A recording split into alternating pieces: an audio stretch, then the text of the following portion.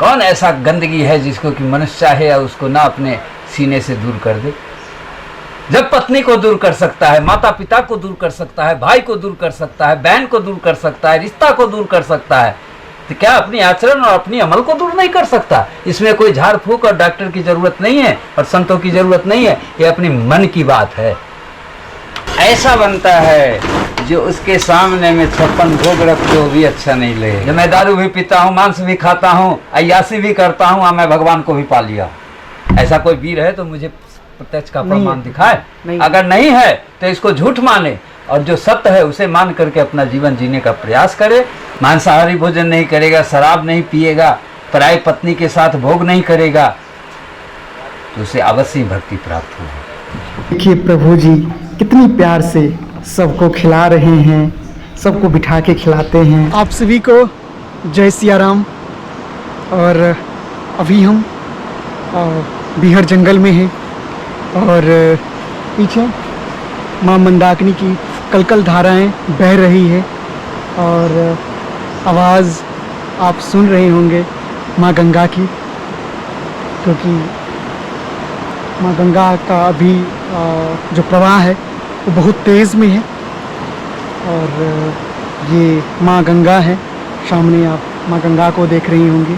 इसी माँ गंगा के तट पे संत लोग अपनी कुटिया बना करके रहते हैं, उसमें भजन संध्या करते हैं और कहते हैं जो संत लोगों की दर्शन हो जाए, संत लोगों का वाणी सुन लें, संत लोगों का कुटिया देख लें, तो जीवन में बड़ी सौभाग्य की बात होती है और आपके जीवन हर वक्त मंगल की ओर बढ़ते रहेगा, सकारात्मक प्रभाव आएगा आपके जीवन में। इसके लिए जीवन में संत दर्शन जरूर करना चाहिए। आप तीर्थ जाते हैं, आप कहीं पे भी जाते हैं जाइए, लेकिन संतों का दर्शन जरूर कीजिए। और ये वीडियो आप अंत तक जरूर देखें और अपने जीवन की हर कामनाएं आपकी पूरी हो जाएगी अगर आपका संग संतों से हो, क्योंकि संत मिलन बड़ी दुर्लभ की चीज़ होती है और वो भी माँ गंगा के तट पे। क्या कहें, तो चलिए माँ गंगा को प्रणाम करके हम और फिर हम जाएंगे जंगल को देखते हुए संत जी के आश्रम, संत जी का कुटिया देखेंगे, संत का दर्शन करेंगे, संत लोग कैसे रहते हैं, कैसे भोजन प्रसादी बनाते हैं वो देखेंगे। और हाँ, वीडियो अच्छा लगे तो लाइक ज़रूर करें, शेयर करें, सब्सक्राइब ज़रूर करें, ताकि हम आपके लिए और नए नए अच्छे अच्छे वीडियो लाते रहें, संत की दर्शन करवाते रहें, भारत के अन्य जगह जाते रहें, क्योंकि हमें और चित्रकूट के बाद, वृंदावन के बाद और जगह जाना है, तो जाएंगे, हम नेपाल भी जाएंगे। तो फ़िलहाल तो अभी चलिए संत जी के पास माँ गंगा जी का दर्शन करने के बाद चलिए चलते हैं संत जी के कुटिया के पास। संत भगवान कहाँ रहते हैं वो दर्शन करेंगे। और यह एक कच्ची रास्ता है,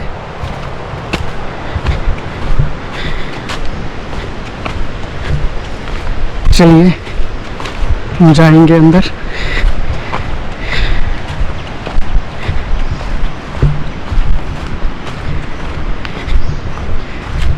ये घना वन है और देखिए इसी वन में संत लोग रहते हैं।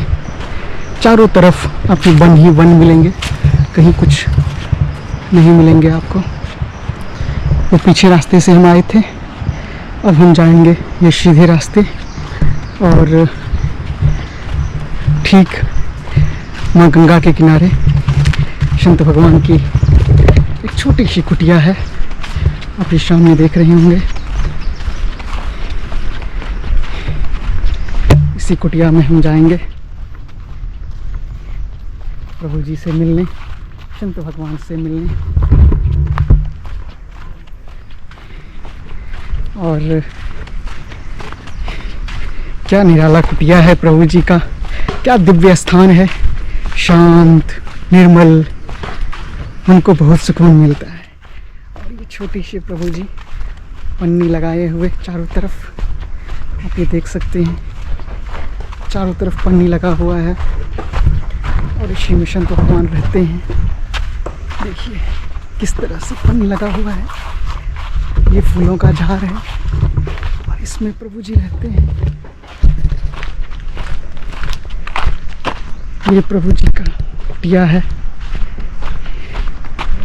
और इसमें प्रभु जी रहते हैं अंदर में। हमारे संत भगवान अभी प्रभु श्री राम जी के लिए, अपने ठाकुर जी के लिए कितनी प्यार से भोजन प्रसादी बना रहे हैं, अपने सियाजू के लिए, भगवान नारायण के लिए, और अपने लिए नहीं बनाते हैं। ये सब कुछ समर्पण भगवान श्री राम के लिए कर रहे हैं। और देखिए प्रभु जी ये भोजन प्रसादी में क्या बना रहे हैं। आज इच्छा हुआ शिमला मिर्च आलू का साग बनाने का, महाप्रसाद, चिक्कर, दाल जिसको बैकुंठी कहते हैं संत की भाषा में। जी जी हम नित्य बनाते हैं। नित्य बनाते हैं। 300 दिन 365 दिन मेरा एक प्रकार व्यंजन बनते रहता है। उसको मैं शीघ्र ही सिद्ध करता हूँ। इसमें किसी को हाथ नहीं लगाने देता। किसी को नहीं, ये स्वयं अपने हाथों से। मैं सारी सेवा अभी से बैठा हूँ 9 बजे से 12 बज जाएंगे।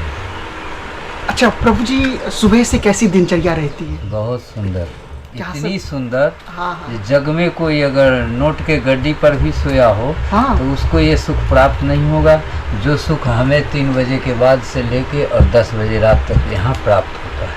अच्छा। मैं इसको अनुभव करता हूँ। यह अनुभव वही करेगा हाँ। जो इस कार्य को करेगा और इसमें संलीन रहेगा और उसका मन कभी नहीं बढ़ता। मन क्यों बढ़ेगा? प्रभु जी जान लिए जो ठाकुर जी हैं जी और सबसे प्रिय जितने भी 84 लाख जोनी मनुष्य लेकर के हैं, हाँ सबसे प्रिय हमारे ठाकुर जी। हाँ।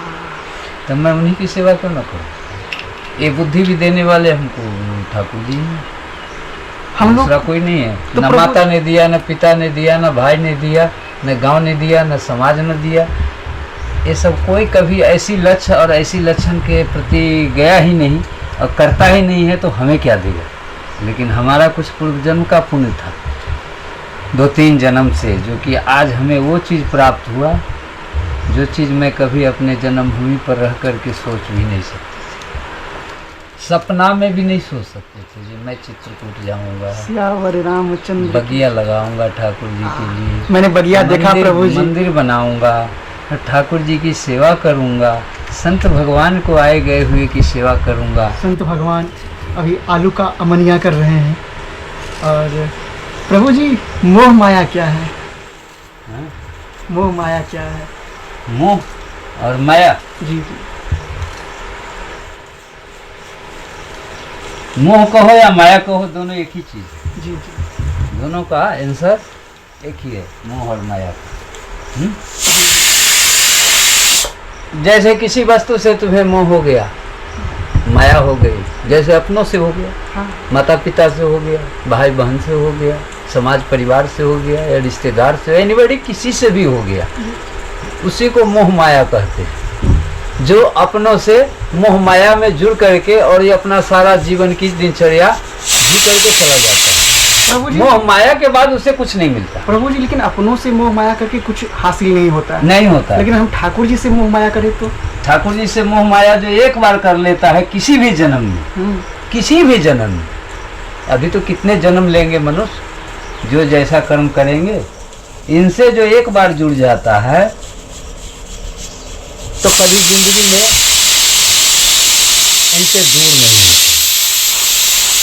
आदमी से जो जुड़ता है तो एक ही जन्म भर इसका रह जाता है, बाकी जन्म में ना उसको पहचानेगा ना वो उसको पहचानेगा क्या?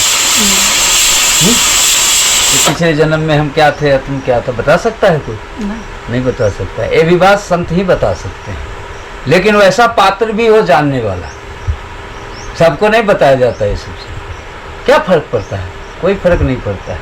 इतनी हमारे भारत में संत कथा कर रहे हैं रात और दिन, उनको कोई गाली भी देता है, उनको कोई अच्छा भी कहता है, कोई उनको धंधेबाज भी कहता है, सब कुछ सहन करते हुए भी संत भगवान का प्रचार में लगे हुए हैं।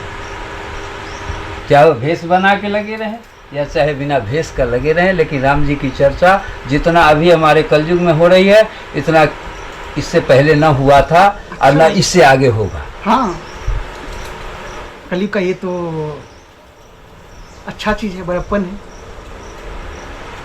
सब कुछ कलयुग में अन्यायी नहीं होता है, मतलब कुछ नहीं, धर्म ही होता है। सबसे ज्यादा धर्म हो रहा है हमारे धरती पर अभी अभी प्रेजेंट में। पाखंड भी है, धर्म भी है, लेकिन वजन में अभी सबसे ज्यादा हमारा धर्म का ही तराजू चल रहा है। इसमें कोई शक संदेह नहीं है। जिसको वजन करना है वो देख करके वजन कर ले। मेरा जो अपना जैसा अनुभव है,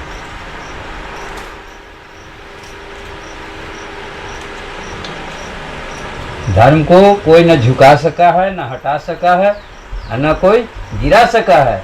धर्म सदा से है, सदा से रहेगा और सदा बना रहेगा। इसको कोई झुकाने वाला, धरती पर 84 लाख जोनी में कोई मनुष्य जन्म नहीं लिया है, कोई जन्म नहीं लिया है और न लेगा पूरे कलयुग में जो धर्म को झुका दे। इसीलिए कर्म तो हम कर ही रहे हैं, तो कर्म कर रहे हैं तो सुख मिल रहा है, आनंद मिल रहा है, विषय भोग मिल रहा है, सारी दुनिया की चीज वस्तु को हमको भोग करने का जो है सो समय मिल रहा है, उसमें उतना मेरे में सामर्थ्य है। लेकिन कर्म को अगर धर्म से नहीं जोड़ोगे तो तुम्हारा कर्म उतना ही देर काम करेगा जितना देर तेरे पास पैसा है। जिस समय तेरा धन खत्म हो जाएगा उस समय तुम बीच में धर्म तो बनाए नहीं, पुण्य तो तेरे पास है नहीं, अब कौन तुम्हें बचाएगा? अब तुम्हें कौन बचाएगा? अगर उसी में थोड़ा सा धर्म को जोड़ करके चलोगे तो जब धन खत्म हो जाएगा तो तेरा धर्म का पुण्य सामने खड़ा हो जाएगा। कहेगा जी नहीं, इसने कुछ जीवन में कितना भी बेकार है, नाजायज है, गलत है, लेकिन इसने धर्म भी किया है, इसका पुण्य इसे इसी जन्म में मिलना चाहिए ताकि इसको अभी आनंद आए जो हमने जीवन में कुछ पुण्य किया है, धर्म किया है, दान किया है और हमने संतों की संगति पाया है। देखिए महाराज जी एक दाल में छोटा लगा दिए हैं और यहीं पे बनाते हैं प्रभु जी, और ये प्रभु जी का सब्जी बन रहा है और रामायण सुनते रहते हैं। और ये प्रभु जी का कुटिया है, देखिए कोई आलीशान कुटिया नहीं है, बस जंगल का कुटिया है, ऐसे ही रहता है। ये ठाकुर जी हैं पीछे और ठाकुर जी के सामने यहाँ पे ठाकुर जी के लिए भोजन प्रसादी बनता है। देखिए प्रभु जी कितनी प्यार से बनाते हैं। प्रभु जी कितना आनंद आता है ठाकुर जी के लिए भोजन प्रसादी बनाते समय। इतना आनंद आता है जितना कि वैकुंठ में आनंद नहीं होगा। अरे सीताराम। जो चीज भगवान ने उपलब्धि दी है वैकुंठ में, उससे 10 गुना ज्यादा इस मृत्युलोक में इस धरती पर मनुष्यों के लिए भगवान ने दिया है। फिर भी उतना सुख नहीं पाता है जितना कि वैकुंठ के लोग सुख पाते हैं। 10 गुना ज्यादा सुख दिए हैं, लेकिन फिर भी वो सुख नहीं मिलता, वो शांति नहीं मिलती, वो एकाग्रता नहीं मिलता जो मनुष्य इतना सुख पाने के बाद भी उस चीज को भोग ले और उसको अपना ले।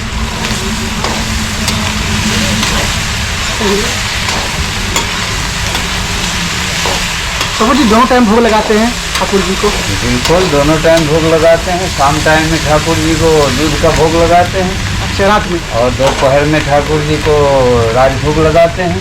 अच्छा, सुबह को ठाकुर जी को फल फ्रूट का बाल भोग लगाते हैं। अच्छा, फिर 3 बजे में ठाकुर जी को कुछ मेवा मिष्ठान का भोग लगाते हैं। जब उनको शयन करते हुए जगाते हैं तो 3 बजे में 4 टाइम ठाकुर जी कभी भूखे नहीं रहते होंगे? भूखे खाते तो है ही नहीं, उनके बहाने तो हम लोगों का पेट भरता है। वो खाते तो फिर सारी दुनिया भोग लगाना बंद लेकिन कर। फिर भी ठाकुर जी खुश रहते हैं, बताइए, खाते हम लोग हैं, स्वाद हम लोग पाते हैं। ठाकुर जी तो भाव के भूखे हैं, भोजन का भूखे थोड़ी हैं। भाव कितने वो तो भाव देखते हैं जो कौन कितना भाव से मेरे लिए क्या क्या करता है, इसके भूख उनको मिटता है। ये खा के ठाकुर जी हंसते भी होंगे? सब कुछ करते हैं, हंसते हैं। क्योंकि सिर्फ रोए थे एक बार जब अयोध्या में माता रुक्मिणी जी, नहीं कौशल्या माता के गर्भ में जब आए तो माता के कहने पर उन्होंने 2 मिनट रोया था। जब बाल रूप में आए थे बाकी हमारे ठाकुर जी सिर्फ रोते नहीं है, बाकी वो सब कुछ सबका इच्छा पूरा करते हैं। भक्तों का प्रेम देख के हंसते होंगे। अरे मेरा भक्त हंसते कैसा हैं, नाचते हैं, गाते हैं, उसकी गुणगान वैकुंठ में करते हैं। ये देखो आज भी मृत्युलोक में कैसे कैसे भक्त मेरे पड़े हैं, जिनकी जीवन 2 दिन की है, एक दिन आना और एक दिन जाना। लंबी उम्र भी नहीं है, फिर भी मेरा मार्ग जब समझ गए तो कितने आनंद से वो अपना जीवन व्यतीत करते हैं। यही चीज का भूखा है हमारे ठाकुर जी, और उनको कुछ नहीं चाहिए, न 56 भोग चाहिए, न उनको दूध दही घी मलाई चाहिए। वो तो हम लोग उनके बहाने अपना जीवन को थोड़ा बहुत प्रसाद पा करके और जी लेते हैं। हम लोग कोई खाने के लिए थोड़ी जी रहे हैं,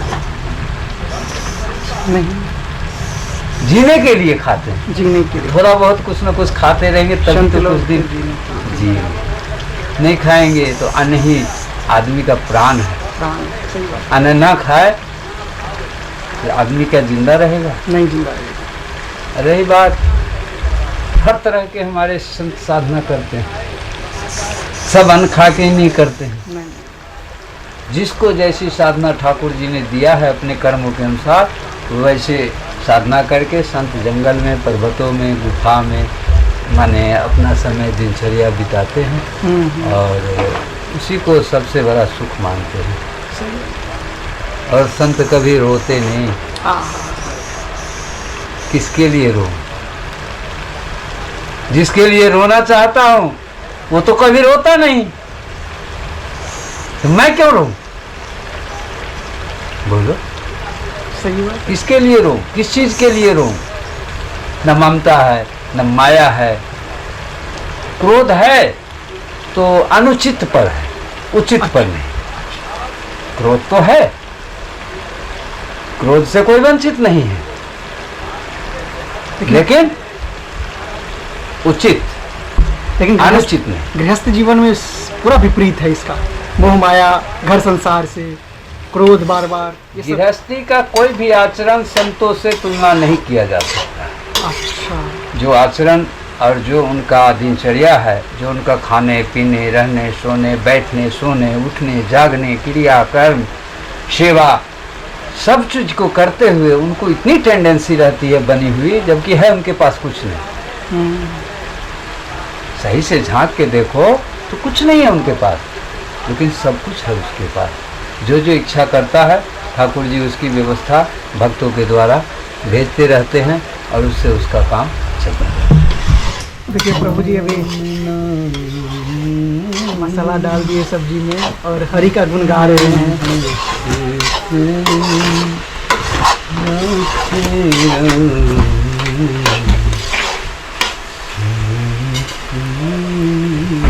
प्रभु जी भोजन बनाते समय प्रभु का गुणगान अगर करते हैं तो कैसा भोजन बनता है?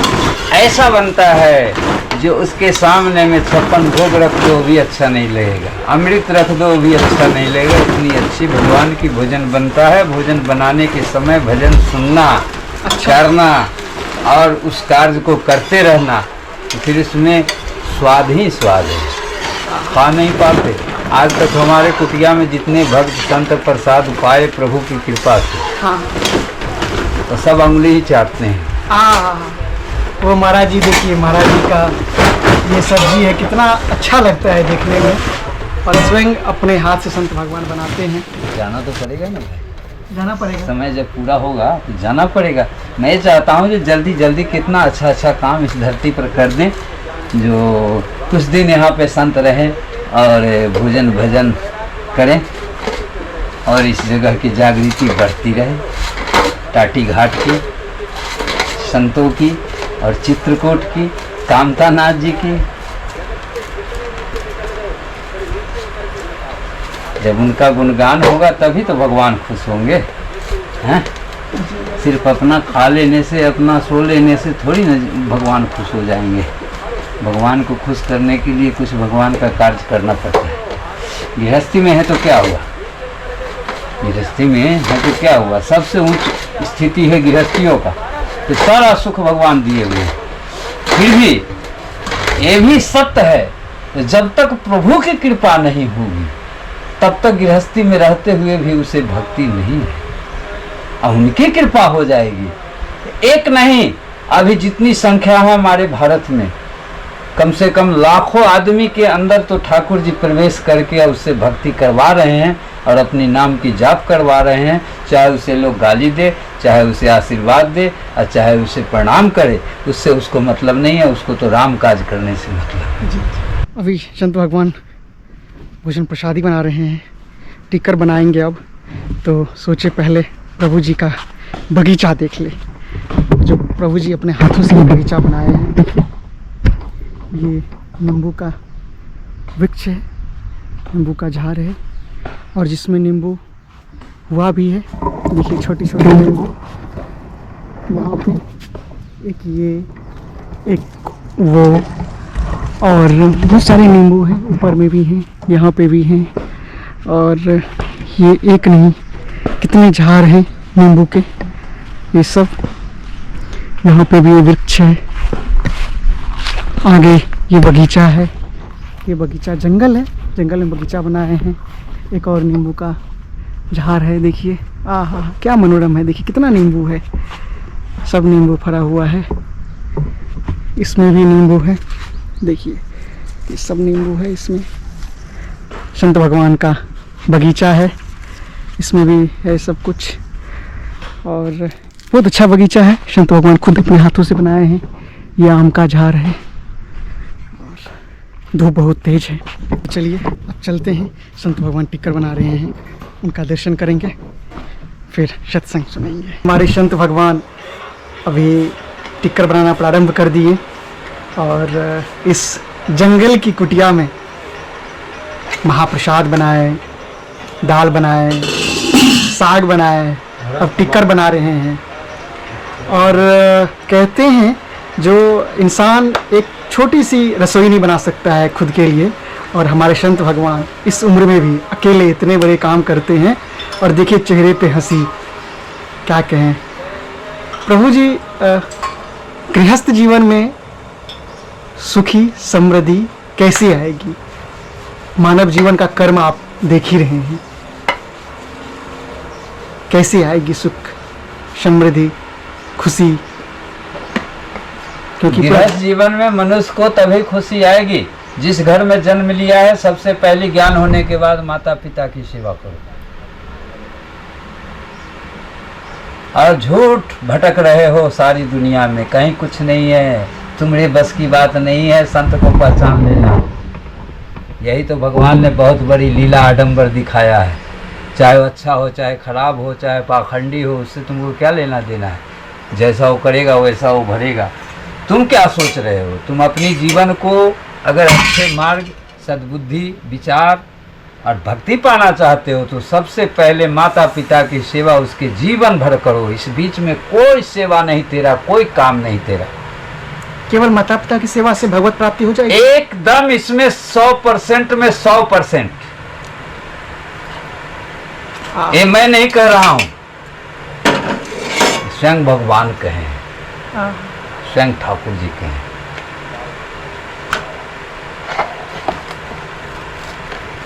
और बाकी सेवा जो है अपने जीवन का, जो माता पिता की सेवा कर लिया अपने जीवन में, उसे भक्ति दौड़ के घर में आएगी। अगर भक्ति आ जाएगी तो भगवान तो उसके पीछे पीछे घूमते हैं। ऐसा है? हाँ, ऐसा है। जहाँ भक्ति माता कौन है? हैं? उन्हीं का तो प्राण प्रिया है, दूसरा भी तो नहीं है। नहीं। तो जहाँ भक्ति है वहाँ भगवान है। जी। जहाँ भक्ति नहीं है वहाँ भगवान नहीं।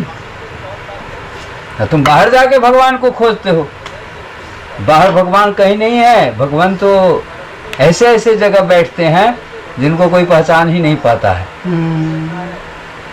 तुम्हारे अंदर भी बैठे हैं, पहचान के दिखाओ।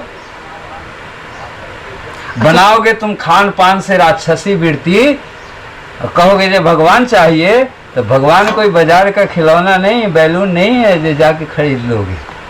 इसके लिए तुम्हें सारी जिंदगी, एक जिंदगी कौन कहे, जन्म जन्म तक तुम्हें घोर तपस्या करना पड़ेगा। फिर भी भगवान मिल जाए तो समझ लो तुम्हारा बड़े भाग है।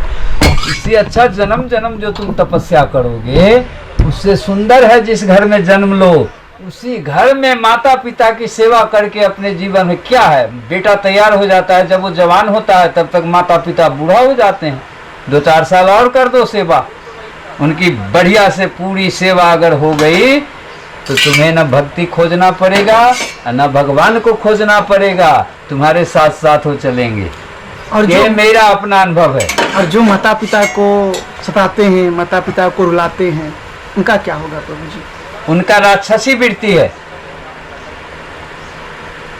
खान पान उनका सब उल्टा सीधा है, वो किसी को नहीं पहचानते, वो अपने मतलब और स्वार्थ के लिए सिर्फ जीते हैं जी। और उनका जीने का कोई अर्थ नहीं है।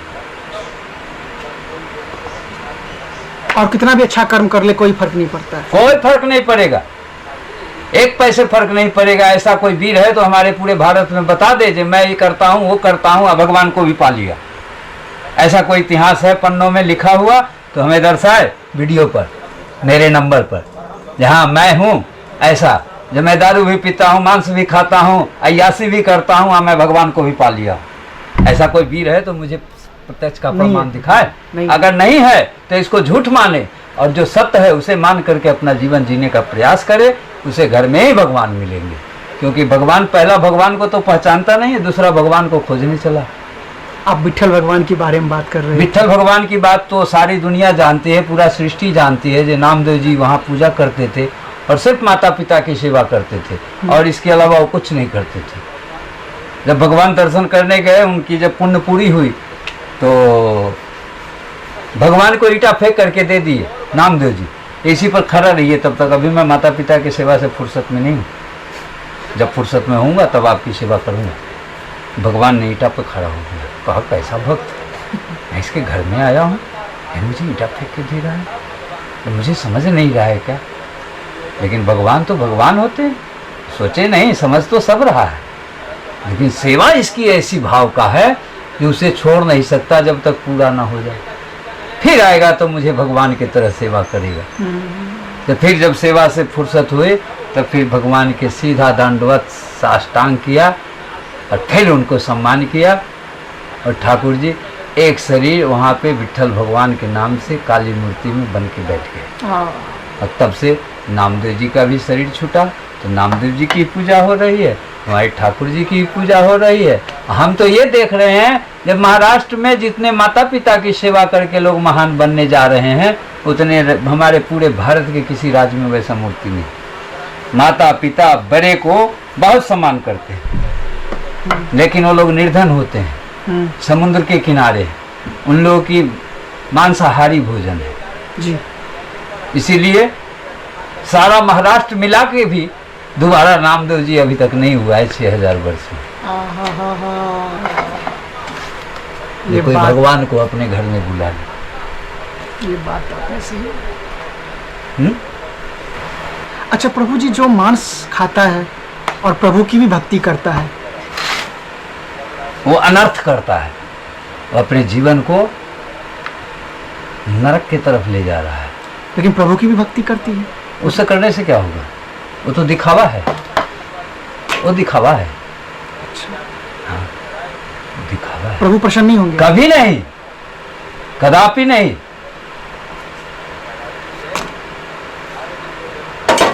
फिर पापों से कैसे मुक्ति मिले? अगर छोड़ना चाहे वो, अगर छोड़ दे तब तो प्रभु जी फिर कैसे छोड़ देगा वो? अगर हाँ, मांसाहारी भोजन नहीं करेगा, शराब नहीं पिएगा, पराई पत्नी के साथ भोग नहीं करेगा, तो उसे अवश्य भक्ति प्राप्त होगी। अपनी आचरण को सुधार लो, जीवन सुधर जाएगा। आचरण सुधारना चाहिए। आचरण सुधार लो, नेचर सुधार लो, भक्ति आ जाएगी। ये चीज रहते हुए चाहोगे जो भक्ति हम पालें, नहीं होगा। भूतो न भविष्यति, कभी ना हुआ है न कभी होगा। अगर छोड़ना चाहे नहीं छूटता है, क्या करें? नहीं, कोई ऐसा चीज नहीं जो नहीं छूटता आदमी को, और कोई ऐसा चीज नहीं जो असंभव है इस धरती पर। मनुष्य के लिए सब चीज संभव है। कौन ऐसा गंदगी है जिसको कि मनुष्य चाहे या उसको ना अपने सीने से दूर कर दे? जब पत्नी को दूर कर सकता है, माता पिता को दूर कर सकता है, भाई को दूर कर सकता है, बहन को दूर कर सकता है, रिश्ता को दूर कर सकता है, तो क्या अपनी आचरण और अपनी अमल को दूर नहीं कर सकता? इसमें कोई झाड़ फूक और डॉक्टर की जरूरत नहीं है और संतों की जरूरत नहीं है, ये अपनी मन की बात है। जो हमें नुकसान करे शरीर में आने वाला समय में, उसे मैं त्याग ही देने में हमें अच्छा है, जिससे कि आगे की जीवन मेरा सुधर जाए। और जब तक हम अपनी गंदगी को नहीं त्यागेंगे, अपनी झूठ को हम नहीं त्यागेंगे, तब तक हमारे जीवन में कभी भक्ति नहीं आएगी, भगवान नहीं आएंगे, और कभी हमसे अच्छे कर्म नहीं होगा, कभी परमार्थ नहीं होगा। ये बात बिल्कुल फैक्ट है। और जो ऐसा करता है वो और नरक में जाएगा और नीचे जाएगा। कि प्रभु जी अब ठाकुर जी के लिए भोग लगा रहे हैं चंदन की लकड़ी में। प्रभु जी इसमें चंदन की लकड़ी है। हाँ, लगा रहे हैं। इसमें ये थाली में भोग लगाने से पवित्र रहता है, क्योंकि इस थाली में कोई नहीं खा सकता, ना पुजारी खा सकते, ना महंत खा सकते, ना कोई संत खा सकते, ठाकुर जी को छोड़ के। हैं ये सर्वदा माने स्वच्छ रहता है, लकड़ी का है। और बाकी थाली कभी कभी उल्टा सीधा भी हो जाता है, कभी कभी लोग वही थाली बढ़ा देते हैं, बड़े संत आते हैं तो भाई भोग लगा हुआ है उनको, तो उस चीज़ से वंचित हो जाता है। ये कम से कम साफ सुथरा रहता है।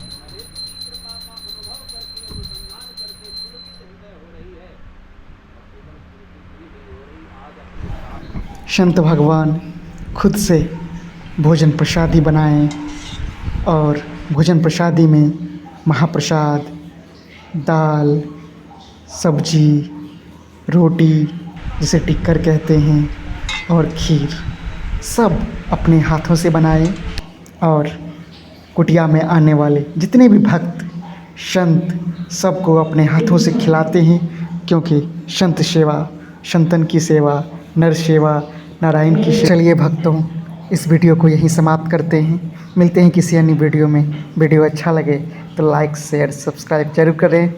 जय सिया राम। राधे राधे।